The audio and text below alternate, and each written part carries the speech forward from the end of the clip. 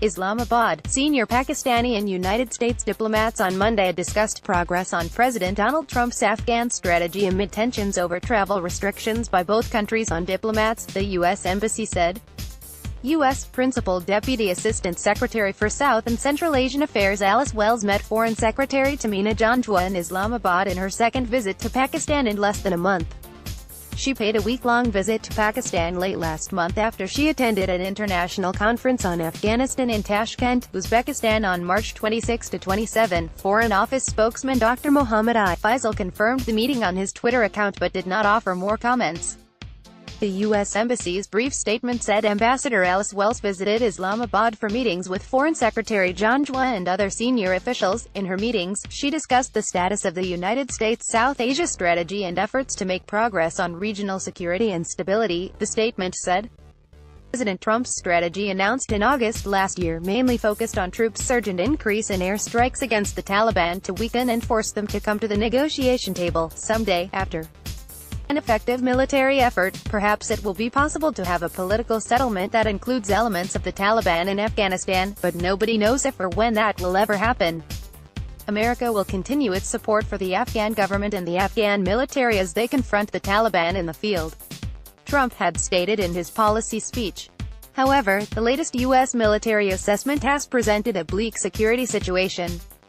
The U.S. Special Inspector General for Afghanistan Reconstruction, SIGAR, which regularly provides analysis of the now releasable control data for Congress and the public, disclosed in its report that the percentage of districts under insurgent control or influence has doubled since 2015. The percentage of contested districts has increased by nearly 50% since 2015.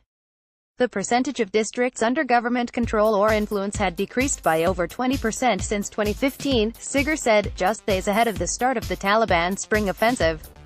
President Trump had recognized that military power alone will not bring peace to Afghanistan, and that strategically applied force aims to create the conditions for a political process to achieve a lasting peace. No doubt the U.S. has stepped up airstrikes against the Taliban and increased the number of troops up to nearly 14,000, but it did not have focus on political solution despite growing support in the region for a negotiated settlement.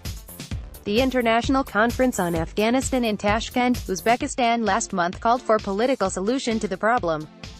Trump's Afghan policy had been under fire in Pakistan as he had accused the country of giving safe haven to agents of chaos, violence, and terror. In early January, the U.S. suspended security assistance to Pakistan worth $2 billion after he accused Islamabad of deceiving the U.S. and harboring terrorists. Ambassador Wells visited Islamabad amid renewed tensions over the tit-for-tat restrictions on diplomats in the two countries.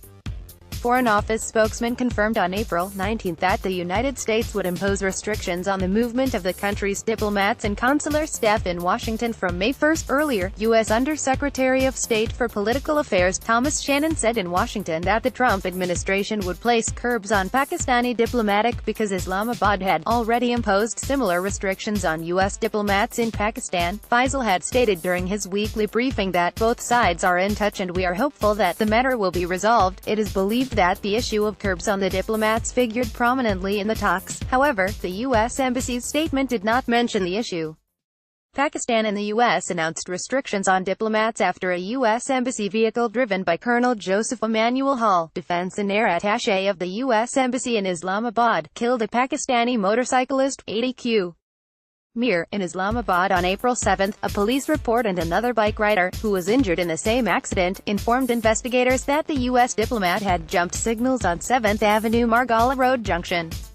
Published in Daily Times, April 24, 2018.